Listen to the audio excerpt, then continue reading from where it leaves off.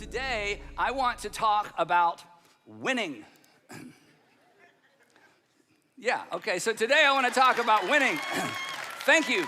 Because, and here's the bottom line. So you might want to write this down or thumb this down or, because, this is kind of the bottom line in case you have to leave early or you lose power at home. Because the bottom line is simply this. I want to talk about winning because winning is better than not winning. Winning is better, thank you, than not winning. And I know this for a fact because I have been a not winner.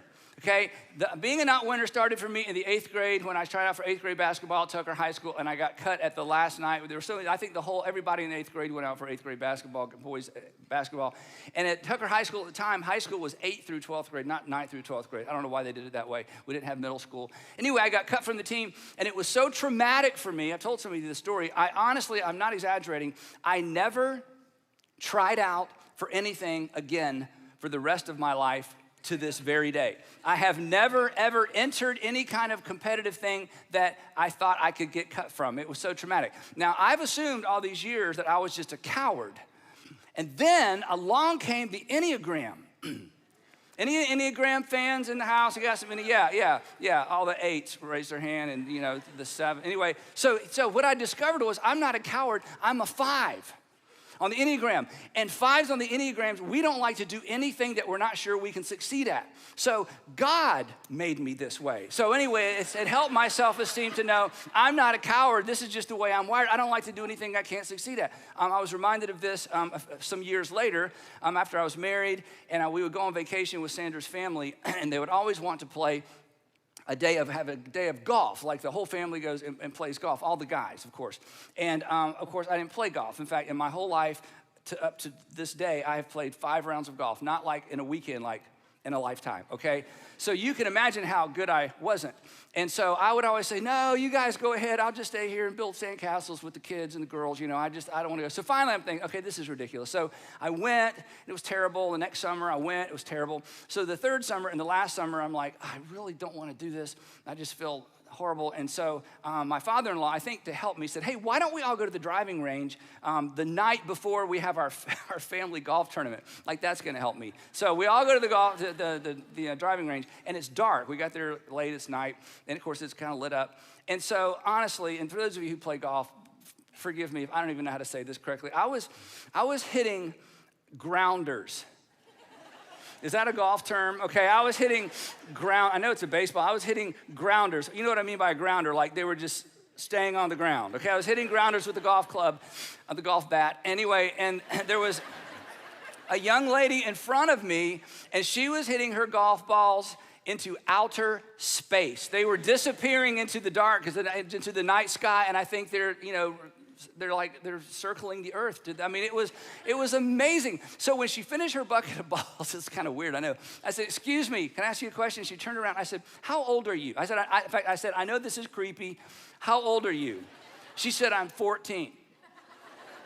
So I stepped out of the batter's box with my golf club, and I went down and found my father-in-law, who was far away, and I put my club in his bag, and I said, I'm going to go sit in the car. You guys take whatever time you want, but I can't do this anymore. And that was the end of golf for me. And as I was sitting in the car, I knew, in an hour, 30 minutes, whenever, they're all going to come back and they're going to be like, are you okay? Do you feel okay? So I formulated a statement, and I made this up, and this is what I told them, and I have used this every day, every time golf comes up. This is the statement I give, and some of you may want to use this, so I'm going to put it on the screen. So this was what I said when they came back and said, is everything okay? Here's what I said. If I want to feel bad about myself, there are less expensive and less time-consuming ways to do so. I promise I'm not making this up. This is what I said, and whenever golf comes up, because I get invited all the time to go to the great places, I'm like, you know what? If I wanted to feel bad about myself, because I'm a 5, I don't want to fail, so I don't want to try something I'm going to fail at. So the point of all that is simply this. Today, I want to talk about winning. But personally, I'm not really much of a competitor. I'm not competitive. And maybe you aren't either, but I just wanted you to know that, you're not the only one in the room, so I don't lose you on this topic. Others of you are so competitive that you have lost respect for me.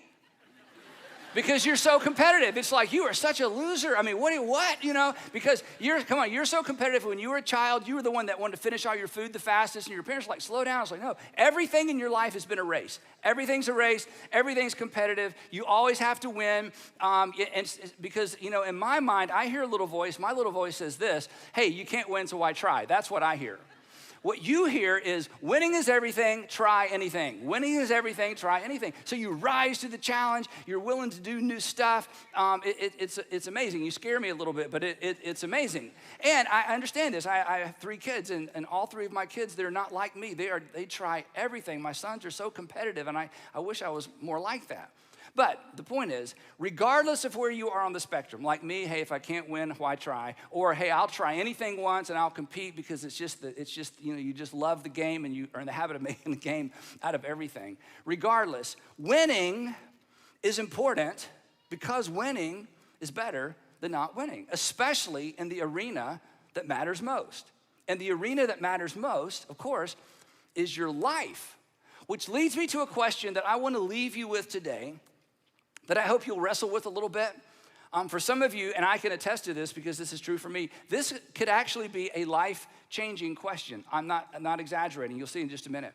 This is a question that I hope you'll wrestle with. This is a question that perhaps I hope you'll wrestle with for the rest of your life. For those of you who are parents, I hope that at some point you could introduce this into your conversation with your kids. Because if you do not answer this for yourself, you will spend too much of your life, to use a phrase that King Solomon would use in the book of Ecclesiastes, you will spend much of your life chasing the wind. Instead of winning, you'll spend your life chasing the wind. This is a question that most people never ask. Consequently, it's a question that most people never answer. And if you don't answer it, in some arena of your life, maybe not your whole life, but in some arena of life, life will begin to feel like a race that you feel the pressure to finish, but you're not sure where the course is, and the course doesn't seem to be laid out very well, and everybody else seems to be running with purpose, and you're just running, but you don't know how to run with purpose because you're just not sure where the race ends, but you feel the pressure to finish it. Life begins to feel like a game that you feel pressure to win, but you don't know the rules.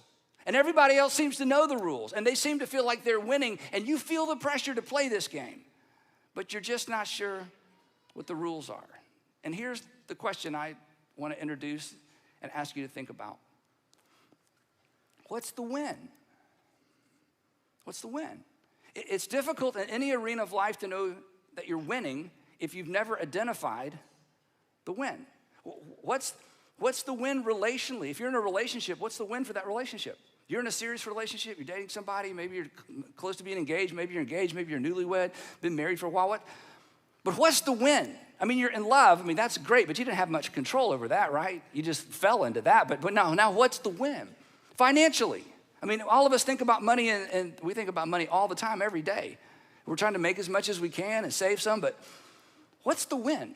If you're married, what's the win for your marriage? I'll tell you mine in just a few minutes. What's the win for your family if you have kids? What's your win professionally? You see, depending on how you're wired, some of you men and women, generally men more than women, but it can be anybody. If you don't know what the win is professionally, did you know you'd be like somebody who's running a race and you run past the finish line and you just keep running and you're exhausted and everybody's like, what's up with you and what's going on and why are you so driven and why can't you relax and why can't you enjoy life? And you'll just feel like, no, I got to keep running. And you feel that to some extent because you never identified the win. In the areas of life that matter most people never define the win. And here's the real tragedy, and this is where some of you are right now, and I'm not being critical. This is why you're here. This is why you're listening. This is maybe why you're watching. If you don't define the win for yourself, you'll end up adopting somebody else's. You will date like everybody else dates. You will spend your money like everybody else spends their money. You will spend your time like everybody else spends their time. You will parent either like you were parented or in reaction to how you were parented, or you'll simply take your parenting cues from everybody else around you. You'll work like everybody else. You will settle for what my friend Adam Johnson calls not goals. Adam Johnson's our lead pastor up at Brownsbridge, and he talks about living for too long with not goals. You know what a not goal is? A not goal is, well, I'm not going to be like him. I'm not going to be like her. I'm not going to be like my dad. I'm not gonna be like my mom. I'm not gonna parent like they parented me. I'm not. And you're gonna set not goals, and not goals are not enough because not goals are not wins.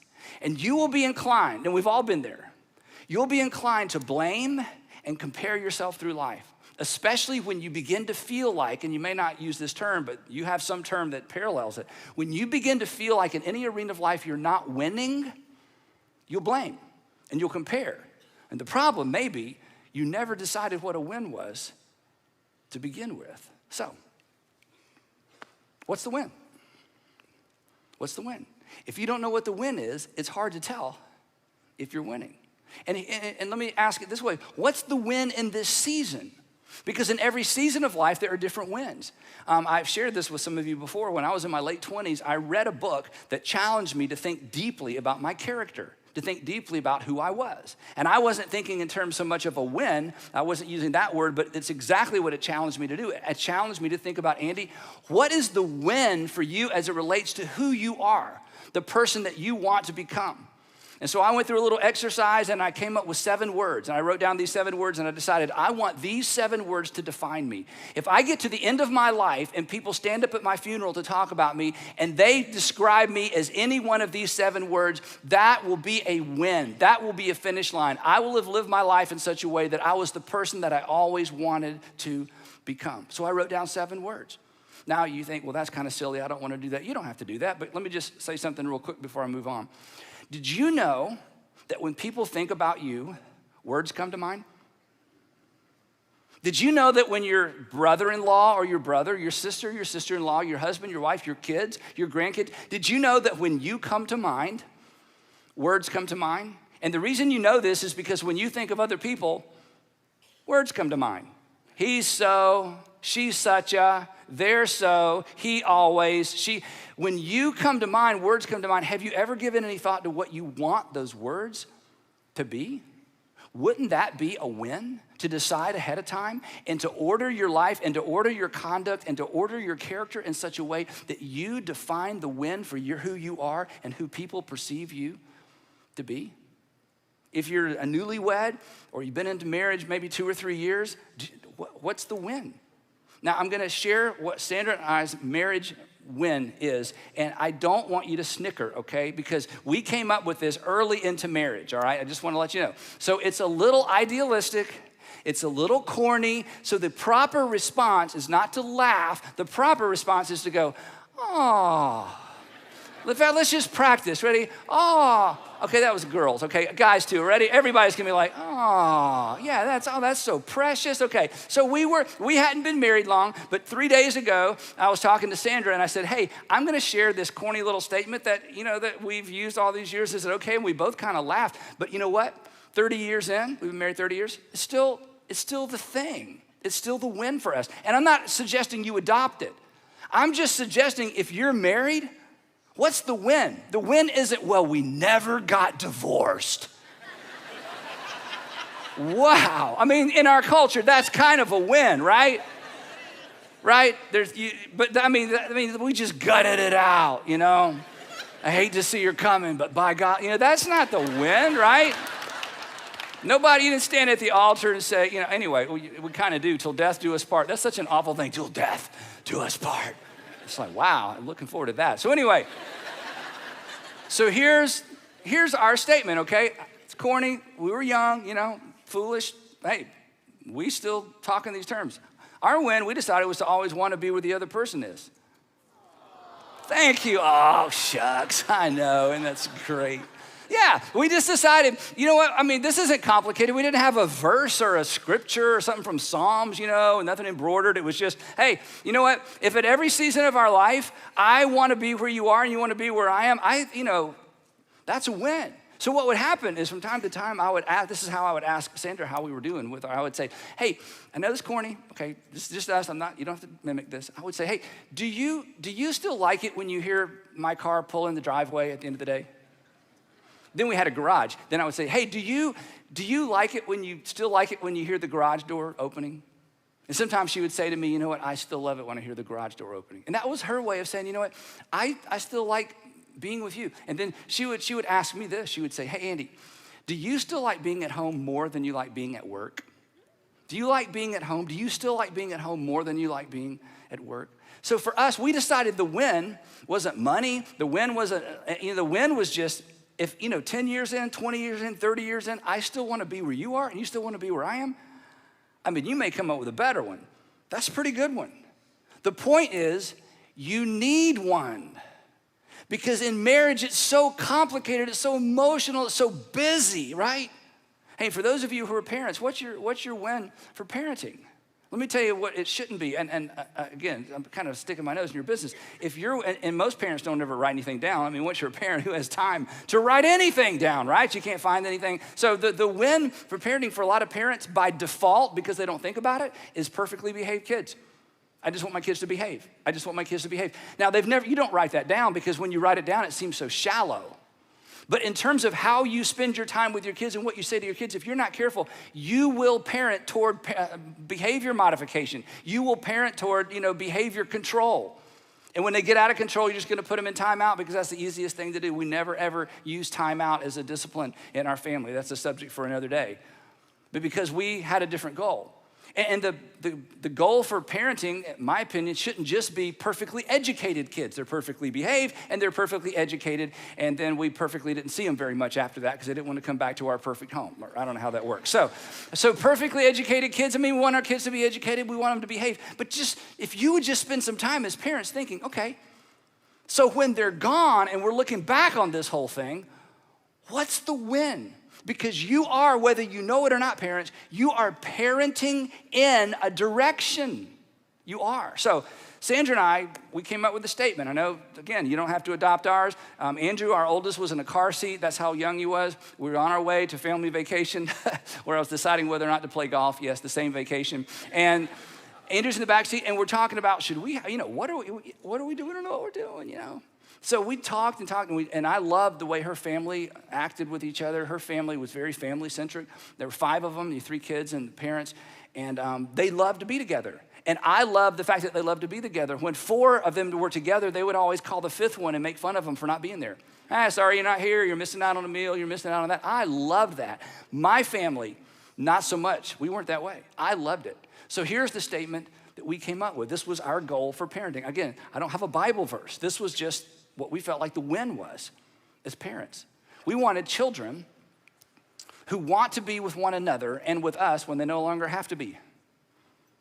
We wanted our kids when they were older to want to be with each other and with us when they were old enough that they didn't have to be. And we parented toward this North Star. And I'm telling you, once you decide what the win is, whatever the win is, you will change your parenting style and you will change the way you discipline and the way you talk when you realize, what are we trying to get to? This was an extraordinarily important part of our life and our parenting. Now our kids are in their 20s and they don't have to do anything we tell them to do. And they love to be together. And we think they still love to be with us. At least they're faking it if they're not. Now, here's the deal. Regardless of where you are on a faith journey, this isn't really even about a faith journey. We'll get to that in just a minute. Regardless of where you are on a faith journey, or whether or not you're even on a faith journey, you need to spend some time identifying the win. What's the win? It doesn't have to be perfect. It doesn't even have to be right. It might even change. Just give some thought to it, because in the arenas of life that matter most, you want to win, because winning is better than not winning. And if you don't know what you're aiming for, right, you've heard it, you'll hit it every time. And you don't want to just go and draw a target on the barn because you shot first and then drew the target later, right? You don't want to do that. And we'll talk about in just a minute how important this is as it relates to the different seasons of life. So what I want to do with the rest of our time is I want to show you a win statement. It's not really called that. I just kind of made that up. A win statement from the New Testament by a gentleman who has influenced all of our lives, either directly or indirectly, certainly indirectly in that we don't know him. But in terms of his literature, he really did shape all of our lives because of his words and because of his letters. And of course, I'm talking specifically about, he showed up in history as Saul of Tarsus, and then he became a Jesus follower, started using his Roman name, and so we know him as Paul, or the Apostle Paul. And the Apostle Paul's win, he's going to give us his statement in 1 Corinthians. His win, and maybe you can relate to this, and this should be encouraging. His win, what he decided the win was for his life, was actually a response to a failure.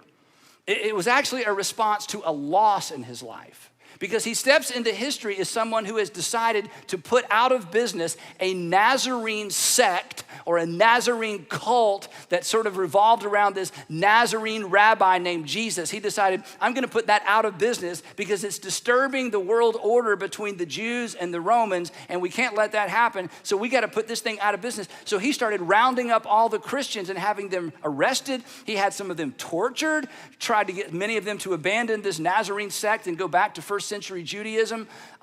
People died under his leadership as a result of him going too far. People were maimed. And so he had a track record of being very violent, but he thought he was serving God. He thought he was doing the right thing. And then he meets the resurrected Jesus. And he realizes, oh no, I thought I was doing something for God. I was actually working against God. And then now he's got all of that in his past, and he feels so guilty and he feels so terrible. And for the rest of his life, he's gonna run into people. It's like, oh yeah, Saul of Tarsus, yeah. Did you know you had my brother arrested and he's not been able to walk since. You know, I know someone whose daughter-in-law you arrested and we haven't seen her since. The rest of his life, he would run into people whose families he destroyed because of his zealousness to do something for God, even though he was misinformed. So he steps into history as that person. In fact, here's how he says it, because he became an apostle, a follower of Jesus. But here's his words. He said, for I'm the least of the apostles, talking about Andrew and Matthew and John and all the guys that followed Jesus. He said, I'm the least of these guys. I don't even deserve to be called an apostle. Why, Paul? Because I persecuted the church of God. But by the grace of God, I love this little phrase, I am what I am. In other words, I can't change the past. I can't go back and undo what I've done.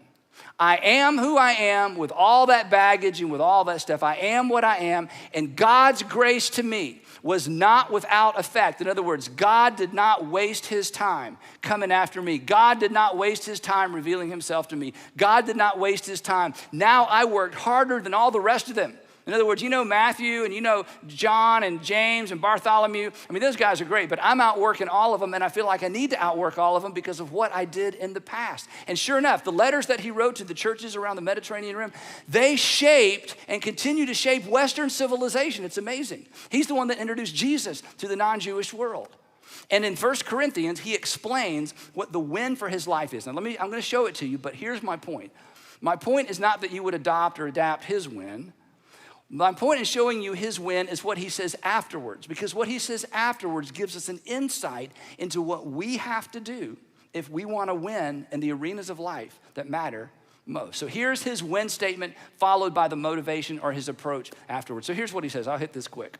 He says, though I am free and belong to no one, I have made myself a slave to everyone to win as many as possible. So Paul, what's your win? He would say, my win is to win people.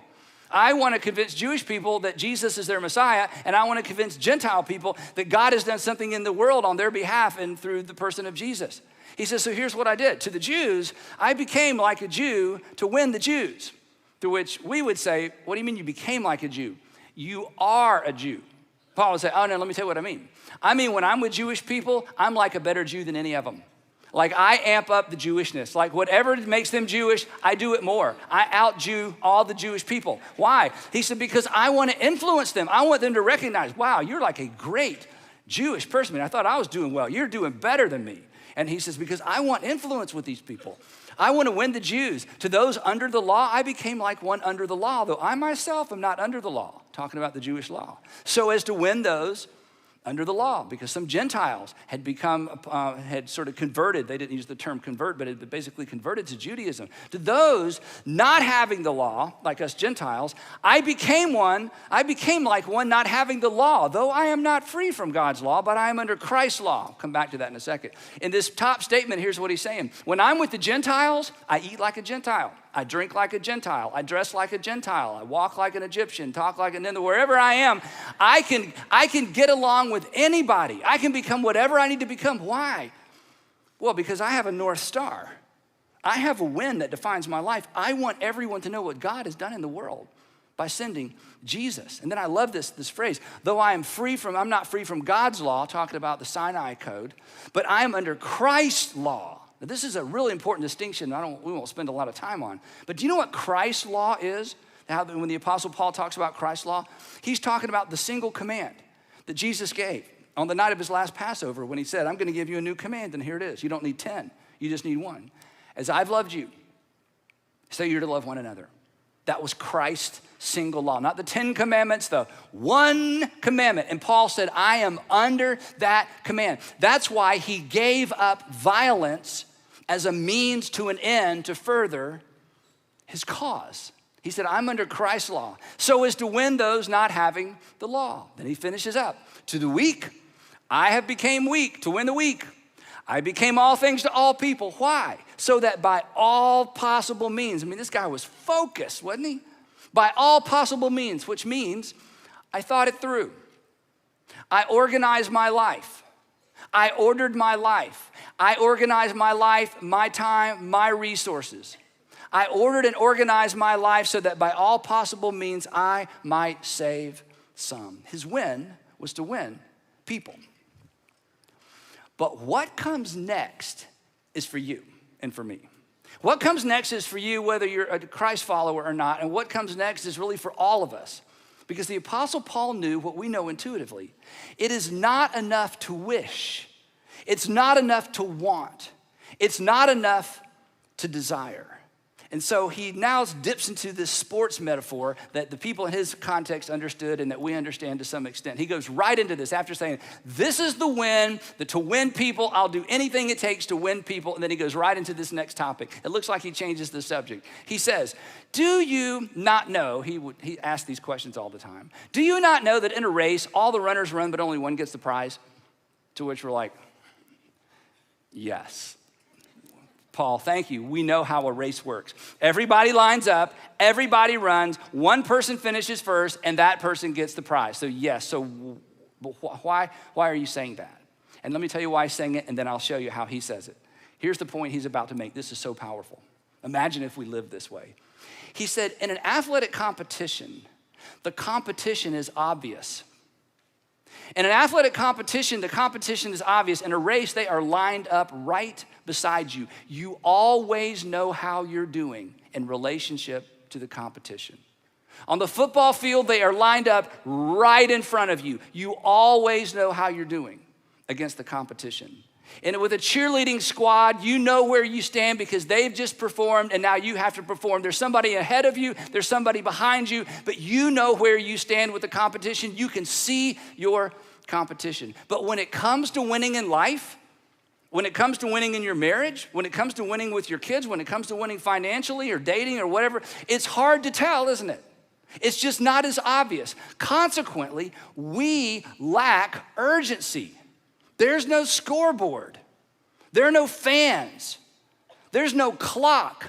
It's hard to tell how we're doing. So listen to what he says to us next. He says, you know, in a race, you know who your competition is, and you know everybody's competing, but only one person gets across the finish line, and the faster the people around you go, the faster you go, and there's just so much energy because so much is at stake, and you know exactly where you are because you know who the competition is. You know what that's like? And we're all like, yeah, we know what that's like. Then he says to us, ready for this? This is so great. He says, hey, run in such a way as to get the prize. Implication. Live your life with the same urgency, with the same focus, with the same order that you would bring to a race or a competition to where there was a clock, where there were fans, where you knew who the competition was and you knew how you were doing against the competition. Live in such a way that you win. Pay the price you have to pay to make sure you're prepared to win. Right? Because in an athletic competition, there's always a price to pay to win, right? And in the arenas of life that matter most to you, I don't even know you, but we know this about each other, right? The person on your left and your right, isn't this true of us? In the areas that matter most, to win, there is a price to be paid. The same is true in every single arena of life that matters to us. Everyone who competes in the game, he says, he goes on. Everyone who competes in the games, and he's talking about these games that took place right outside of Corinth. It was a famous place that for over 700 years, they had sort of these miniature Olympic games. Everybody knew what he was talking about. He said, everyone who competes in the games goes into strict training. Why? Because they want to win. Everybody who wants to win knows there's a sacrifice. Everybody who wants to win knows there has to be focus. Everybody who wants to win knows you have to say no to some things in order to say yes to prepare yourself to win. They do it, he said, of these people that run these races and that box and fight, they were very violent games, by the way. He said the people who compete, they do it to get a crown that will not last. And what they were actually getting, this is kind of interesting, is they got, you may know this, if you won a race or you won one of these boxing competitions or a chariot race, you actually got a crown of leaves. Woohoo! Laurel leaves. You got laurel leaves. You've heard the phrase resting on your laurels. She's resting on her laurels. That means they're kind of using their past accomplishments or sort of sitting back on their past accomplishments.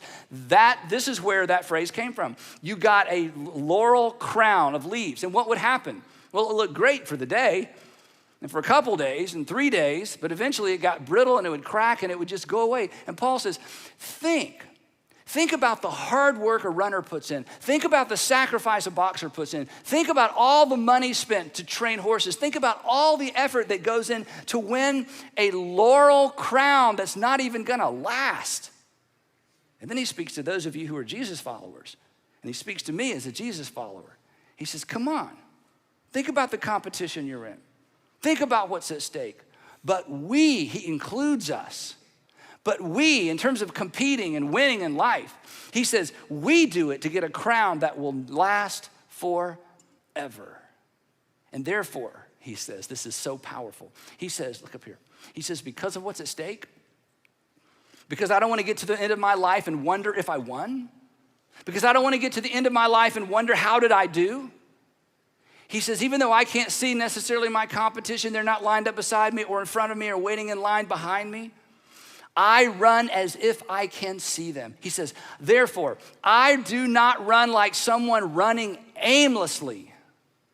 It is easy in our culture to run, to parent, to spend money, to date, and to do relationships and finances and our professional lives aimlessly. If you don't have a win, if you haven't defined the win, you can spend an entire season or two of your life aimlessly. Paul says, I'm not doing that. Because I know what I want, I know what I'm about, and I'm gonna do whatever it takes to get there. He says, I do not run like someone running aimlessly. I do not fight like a boxer just beating the air. He says, no, I strike a blow to my body and I make it my slave. Why, Paul? Paul would say, well, of course I'm gonna do this because I know what I'm about. I've identified the win for my life, and I'm gonna order my life, my time, and discipline myself to make sure at the end of the day, even though I have to say no to me to get there, I wanna get there, and it's worth saying no to me in order to get there. Now, isn't that true for you in the areas of life that matter most? I know it is, because many of you have already achieved extraordinary things. You already know what it means to focus. You already know what it means to say no to you to accomplish what you've already accomplished. But in the areas of life that matter most, have you defined the win? In his case, this is what he feared. I don't know what you fear. Here's what he feared. He said, I have to do this so that after I have preached to others, I myself will not be disqualified for the prize. So here's his bottom line. Then I want to talk about us for a minute. His bottom line is simply this. I am going to prepare and compete as if my competition was lined up beside me or standing in front of me. I'm gonna live my life with the same focus and the same energy as if I could actually see my competition, because I don't wanna get to the end of my life and be disqualified because I wasn't prepared to go the distance and I wasn't prepared to win. I think he would say to us what, to some extent, we already know. You don't win by wishing. You don't win by hoping. You don't even win by just praying. You win by preparing to win. You win by preparing to win. You win by saying no to you so that you can win. But you'll never say no to you with the urgency you must say no to you until you have identified the win. So, come on. What's the win? Relationally, financially, academically, professionally, what's the win? Are you preparing to win? Singles, let me just say something to you. If you're single, or maybe even if you're single again, hey, if the win for you is marriage, then you can't date like most people date. If you want a marriage that's unlike most marriages, then you can't date like most people date. This is why every once in a while I say to the singles and college students in our organization, I say, look, you need to take this 1 year off challenge. You need to step off the playing field for a year. You need to put yourself in the penalty box for a year. You need to go to the locker room for a year. You need to get out of this dating game for a year so you can get your head cleared, so you can get your mind cleared, your heart cleared, your conscience clear. So you can decide, okay, when I step back on that playing field with all that crazy competition, what is the win for me? And the win isn't just a date. And the win isn't just an experience. The win is bigger than that. What is the win? Before I decide I'm going to play, I'm going to decide what the win is. And I'm telling you, when you take that challenge and you take it seriously and you do the difficult work and you decide I'm not just going to date aimlessly. I'm not just going to be swinging my hands or my hips in the air, right? I'm going to have a purpose. I'm going to have a goal for this, right? Just thought I'd work that in, okay? Because I have grander plans for my life.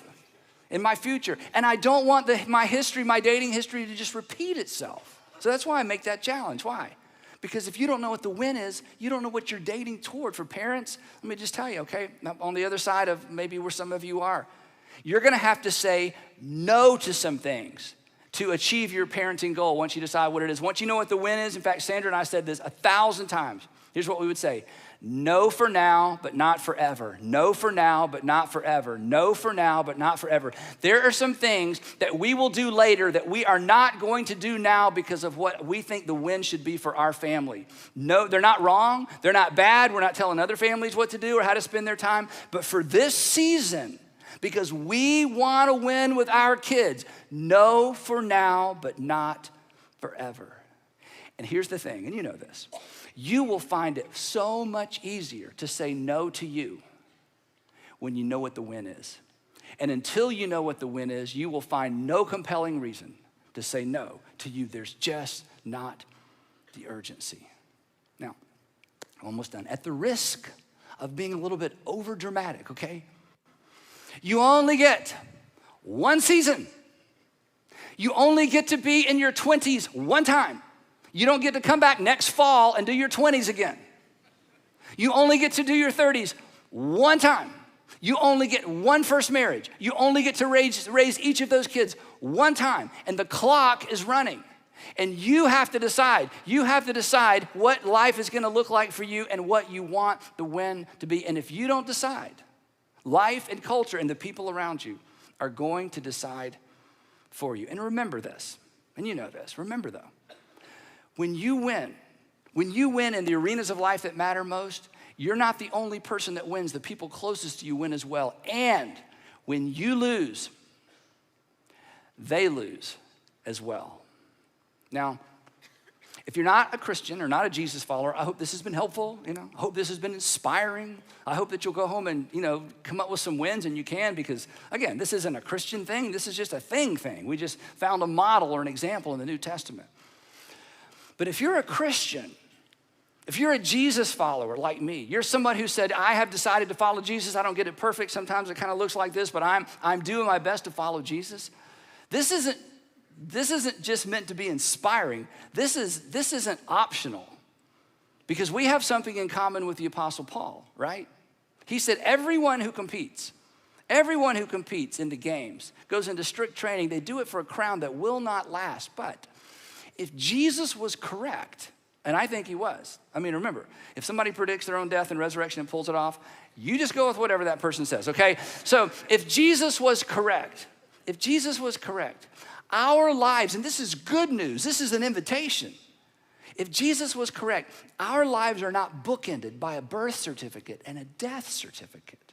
There's more to this life, there's more to life. If Paul was correct, and Paul lived his life as if he believed there was life beyond this life, then there's so much at stake for us. So to leverage Paul's words as we close, I just want to say this to those of you who are Jesus followers, and I'm saying it to myself as well. When it comes to the areas of life that matter most, and you know what those are, don't run like somebody running aimlessly anymore. Decide what is the win. Don't fight like a boxer who's just swinging their arms in the air. Decide what the win is and order your life accordingly. And make your body your slave. And in doing so, let your life, your parenting, your money, your profession, your relationships, your dating, your marriage, all of it, let your light shine in such a way that people would catch a glimpse of your Father in heaven. Because at the end of the day, that's a win. At the end of the day, that kind of Christian living changed the world once. But in the meantime, for all of us, what's the win? What's the win? What's the win? After all, winning is better than not winning. Heavenly Father, please give us the courage to respond to this in a way that changes, in some cases, the trajectory of our lives forever. Father, for the person here who loves you and just kind of been wandering, just kind of living a little bit aimlessly, I pray that today would be the end of that. Father, for the person that's not even sure I'm talking to anything but the air, I pray that they would have the courage to ask this question as well. And I pray that in the process you would surprise them with your presence. But whatever it is, we want to live to win because we've been made in your image and you've given us all extraordinary opportunity and extraordinary capacity and extraordinary potential. And we want to get it right. In Jesus' name, amen.